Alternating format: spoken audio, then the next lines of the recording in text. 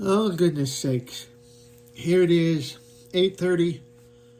Just got home from choir practice and came right out to the shop because you'll see, in case you don't know, this is the valve chess to a standard player action. And these are all the valves. These already have their little lifter buttons on them. But I just wanted to show you, don't get two things. Don't get fooled if you do a player piano, that it's impossible for an ordinary person to do it. Any ordinary person can do it. If you read the material, which is available, you can find it on Amazon. Arthur Rablitz, Rebuilding the Player Piano. He goes into detail about so much. Also, if you just have good mechanical aptitude, you can do this. It's not impossible. It is not rocket science. It's close to it. But anyway, don't fall into the trap of thinking, of course, these are all metal valve plates, these pieces. Don't fall into the trap that plastic glue or Rue glue or Aleene's tacky glue is a cure-all and a fix-it for everything. No, stick with the old materials. Stick with shellac. These have been sealed on the inside of each rim with burnt shellac. And you'll see right here, this is kind of like a mock-up of an original valve. In fact, nothing's been done to it since I removed it some months ago. So on the underside, you can see remnants of the heinous plastic glue. But anyway, I remove all that plastic glue and use burnt shellac. And burnt shellac is nothing but regular, like orange shellac.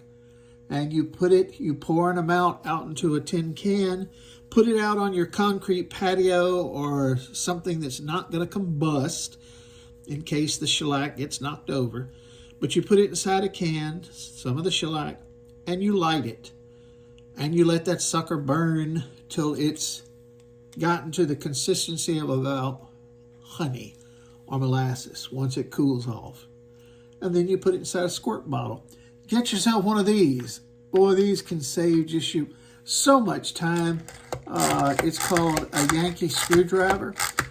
And it makes putting in, let's see, there are 88. There's 88 valve plates in here. Actually, there's 80. Why? Because the first and last 4 notes on the player piano no longer play. And when I say no longer play, I mean that modern, or even from years ago, piano rolls are not made to play the last and first 4 notes. Now that does make it easier for the roll to play on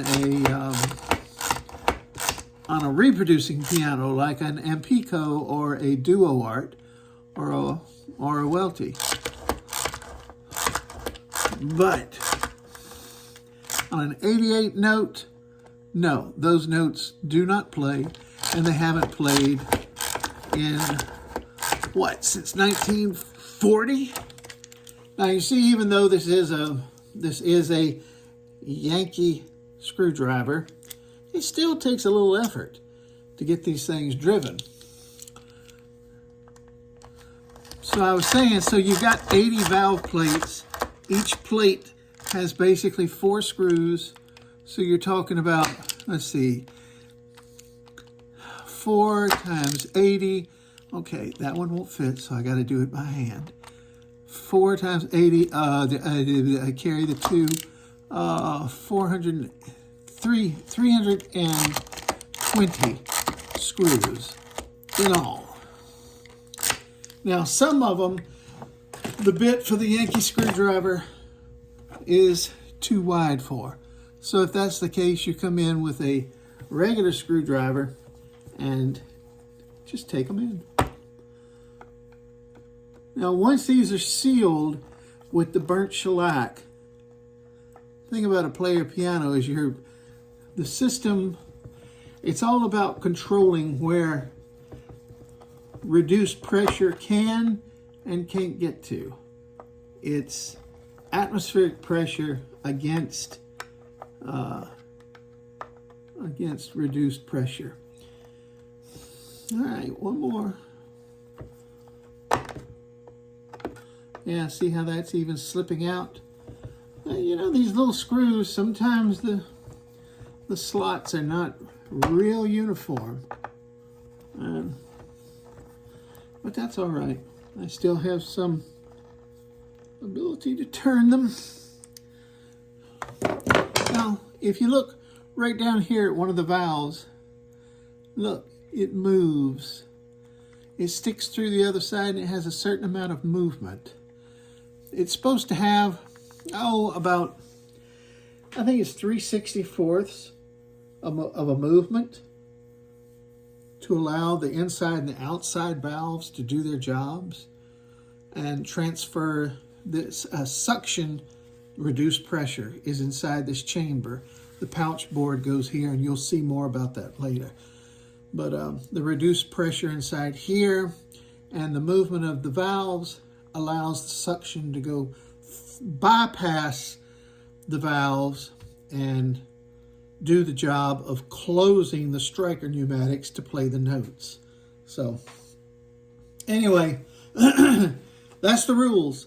Avoid plastic glue if you can. I mean, it's not a catch-all wonderful thing. There are drawbacks to it. So stick with the old stuff if you can. Don't get intimidated by the player piano. Yeah, if you want to hire it out to somebody, hire it out. But don't get intimidated if you want to do it yourself, because you can. You can teach yourself how to do it. I mean, I did, and then I just worked on it and worked on it and worked on it back in the early 80s and into the 90s, and got quite proficient at it. So, okay. We'll talk again about all this crazy stuff.